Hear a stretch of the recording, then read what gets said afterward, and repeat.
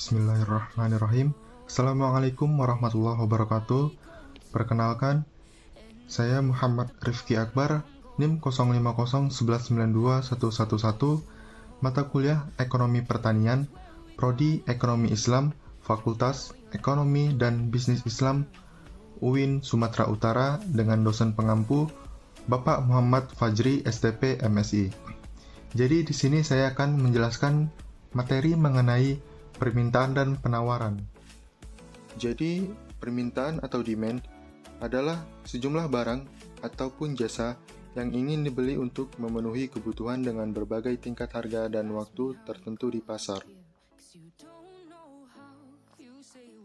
Kemudian, faktor yang berpengaruh terhadap permintaan. Yang pertama adalah harga barang. Harga barang lain yang terkait dengan barang tersebut.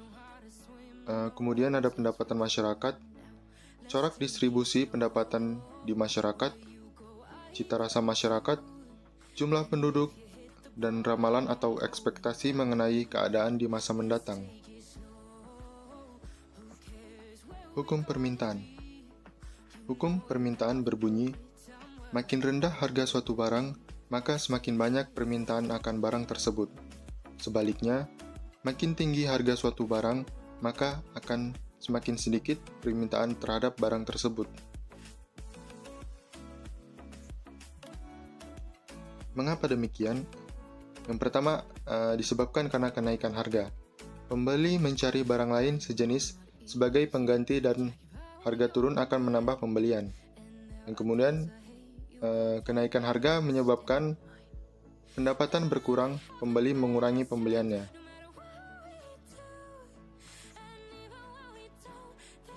Selanjutnya ada daftar permintaan. Daftar permintaan ini merupakan suatu data yang diwujudkan dalam bentuk tabel yang berisi gambaran angka yang berhubungan antara harga dengan jumlah barang yang diminta. Contoh permintaan durian pada berbagai tingkat harga ada di tabel berikut.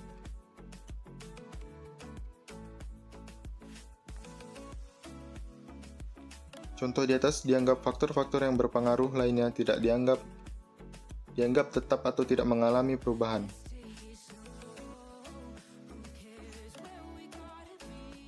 Selanjutnya ada kurva permintaan. Kurva permintaan merupakan kurva yang menggambarkan sifat hubungan antara suatu barang dengan jumlah barang yang diminta. Berikut tabelnya.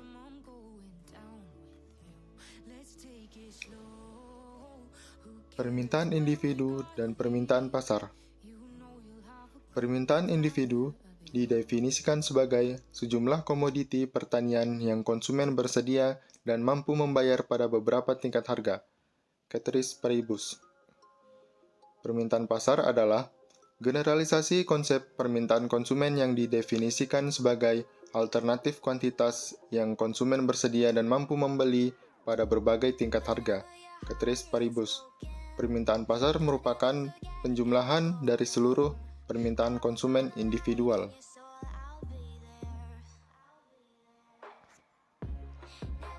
Ilustrasi permintaan pasar komoditas pertanian kedelai.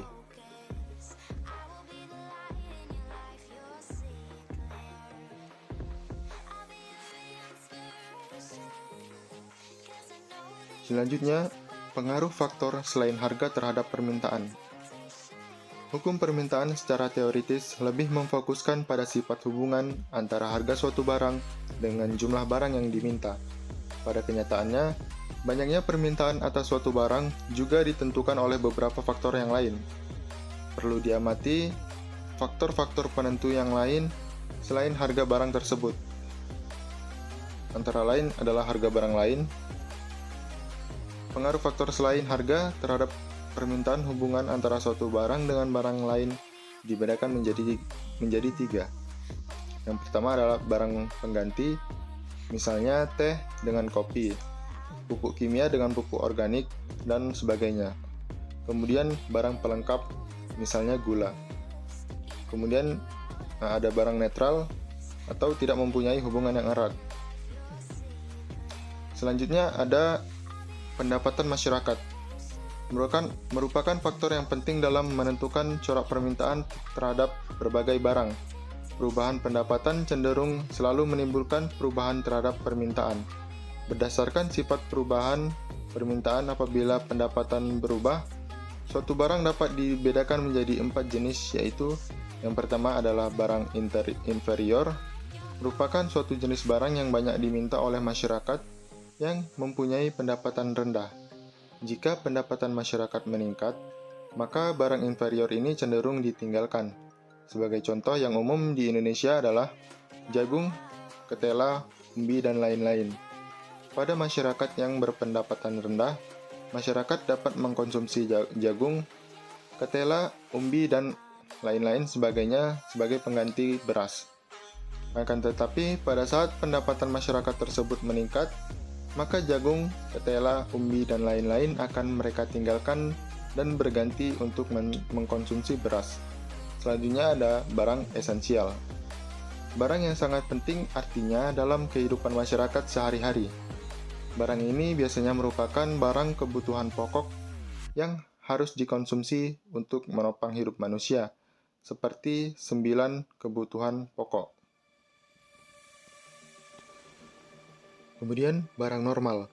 Apabila barang tersebut mengalami kenaikan jika terjadi kenaikan pendapatan. Contohnya adalah sepatu, peralatan rumah tangga, dan lain-lain.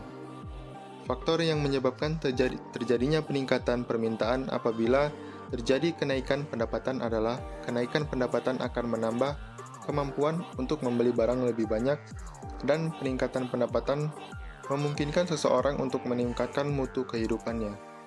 Kemudian ada barang mewah. Barang mewah ini merupakan barang yang dapat dikonsumsi apabila pendapatan seseorang sudah relatif tinggi, karena untuk mendapatkan barang tersebut juga dibutuhkan biaya yang sangat tinggi pula. Misalkan emas, permata, mobil produk terbaru, dan sebagainya. Biasanya seseorang dapat mengkonsumsi barang-barang ini setelah kebutuhan pokoknya terpenuhi. Kemudian ada distribusi pendapatan. Sejumlah pendapatan masyarakat yang tertentu jumlahnya akan menimbulkan corak permintaan masyarakat yang berbeda pula. Apabila pendapatan tersebut diubah corak distribusinya, contoh, pemerintah menaikkan pajak bagi orang kaya dan hasil pajak tersebut diberikan sebagai subsidi bagi orang yang tidak mampu, maka corak permintaan terhadap berbagai jenis barang akan mengalami perubahan. Barang yang biasa dikonsumsi orang kaya cenderung akan menurun. Sedangkan barang yang biasanya dikonsumsi oleh orang yang tidak mampu akan meningkat. Kemudian ada cita rasa masyarakat. Cita rasa sangatlah berpengaruh terhadap jumlah permintaan. Kemudian ada jumlah penduduk. Tambahan jumlah penduduk tidak secara otomatis akan menambah jumlah permintaan. Biasanya, pertambahan penduduk akan diikuti oleh perkembangan dalam kesempatan kerja. Perkembangan kesempatan kerja akan meningkatkan jumlah orang yang menerima pendapatan dan akhirnya menambah daya beli atau konsumsi di masyarakat. Pertambahan daya beli inilah yang akan meningkatkan permintaan.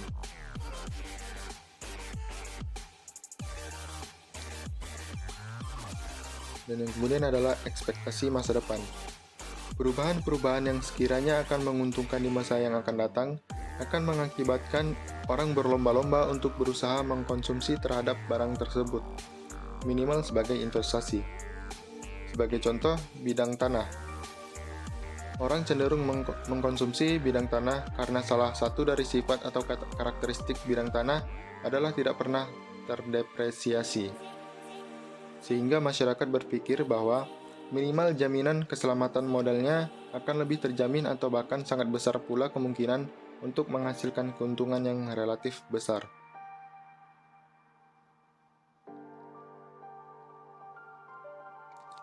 Kemudian ada pergeseran dan pergerakan kurva permintaan. Perubahan kurva permintaan dapat dibedakan menjadi dua, yaitu pergeseran kurva ke arah kiri atau kanan dan pergerakan sepanjang kurva permintaan. Hal tersebut secara umum disebabkan oleh dua hal pula, yakni perubahan harga maupun perubahan selain faktor harga. Gerakan sepanjang kurva permintaan. Perubahan sepanjang kurva permintaan yaitu apabila terjadi perubahan harga barang yang diminta, baik ketika harga naik maupun ketika harga turun. Contoh kurva permintaan pasar terhadap buah durian. Seperti yang terlihat pada kurva berikut.